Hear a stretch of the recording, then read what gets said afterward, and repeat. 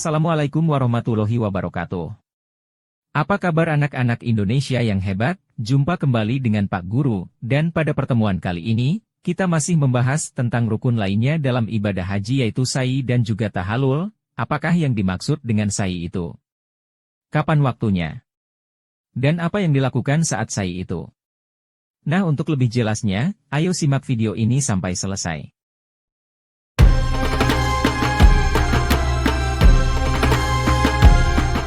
Anak-anakku sekalian yang Pak Guru banggakan, rukun haji berikutnya yaitu sa'i. Ibadah sa'i merupakan salah satu rukun umrah yang dilakukan dengan berjalan kaki atau berlari-lari kecil. Bolak-balik 7 kali dari Bukit Syafa ke Bukit Marwah dan sebaliknya.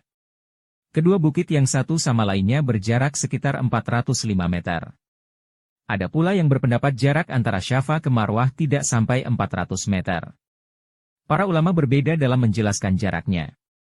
Namun bila dihitung total keseluruhan dengan 7 kali putaran sa'i, maka jemaah haji dan umrah mesti berjalan sekitar 2.687,5 meter atau setara dengan 2,7 kilometer.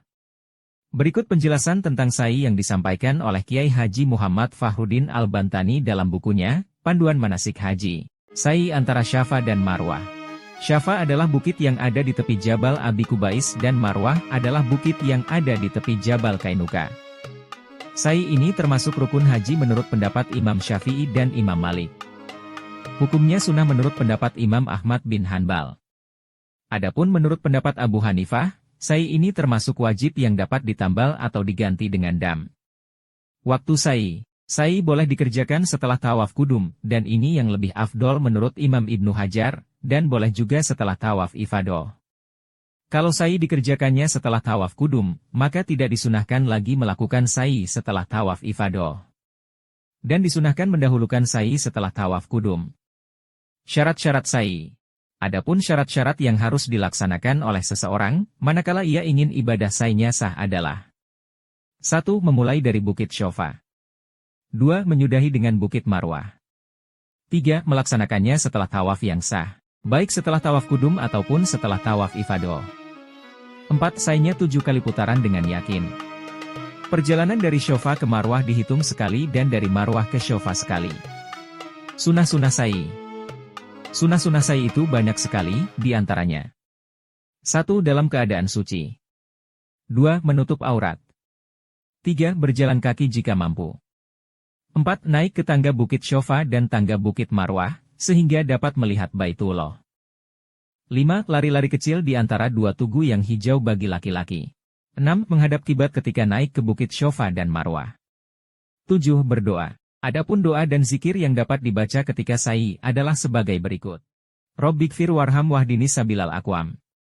Ya Allah, ampunilah hamba, sayangilah hamba, dan tunjukkanlah hamba kepada jalan yang lebih lurus. Atau Rabbikfir warham, innaka antal azwal akramu. Ya Allah, ampuni dan sayangilah hamba. Sungguh, engkau maha perkasa dan maha mulia. Disyariatkannya sa'i bagi jemaah haji termaktub dalam surah Al-Baqarah ayat 158. Inna syafa wal marwata min sa'irillahi, faman hajjal baita awitamaro, fala junah alaihi ayatawafa biha, famang tatawa khairon, fainawuloha syakirun alim. Sesungguhnya Safa dan Marwah merupakan sebagian syiar agama Allah. Maka, siapa beribadah haji ke Baitullah atau berumroh, tidak ada dosa baginya mengerjakan sa'i antara keduanya. Siapa yang dengan kerelaan hati mengerjakan kebajikan, maka sesungguhnya Allah maha mensyukuri, lagi maha mengetahui.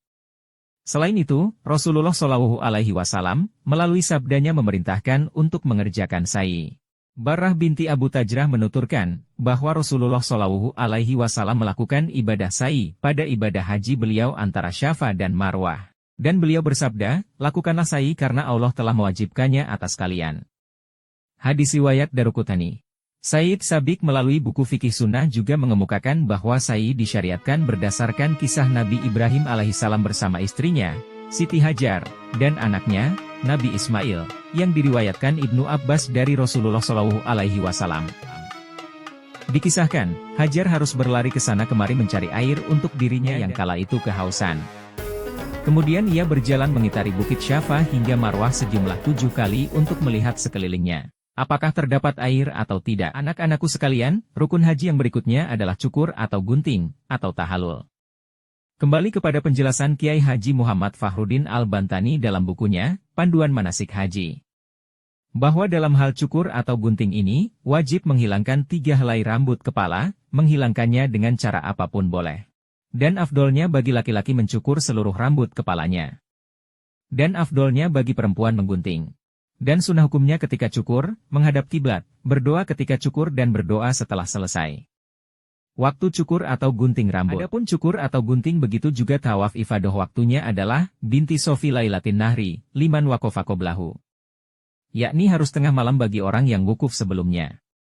Bahkan boleh menunda sa'i daripada tawaf ifadah, bahkan ini lebih utama menurut mazhab Imam Syafi'i. Wajib hukumnya, menunda tawaf rukun daripada wukuf di Arafah. Karena wukuf, disyaratkan lebih dahulu daripada tawaf ifadah dan cukur.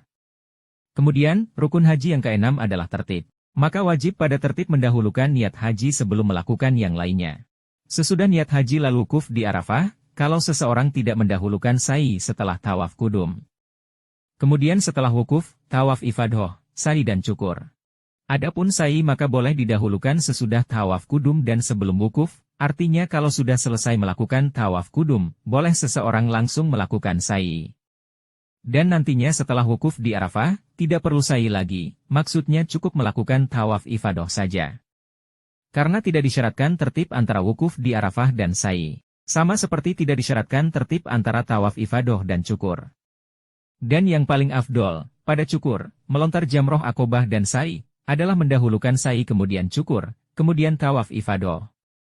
Bila mana seseorang melakukannya tidak seperti ini, maka hukumnya boleh. Dan mulai masuk waktu pelaksanaan yang 3 ini, yaitu cukur, melontar jamroh akobah dan sa'i, sebagaimana yang telah terdahulu, adalah dengan nisful lail daripada malam nahar yaitu jam 12 ke atas pada malam Idul Adha. Demikianlah anak-anak pembahasan kita kali ini tentang rangkaian ibadah haji. Semoga dapat menambah pengetahuan dan wawasan kita serta dapat meningkatkan kecintaan kita kepada Rasulullah, serta juga dapat meningkatkan keimanan kita kepada Allah Subhanahu wa Ta'ala. Jangan lupa untuk menyimak video-video lainnya dari Bang Nurdin di channel ini. Terima kasih. Wassalamualaikum warahmatullahi wabarakatuh.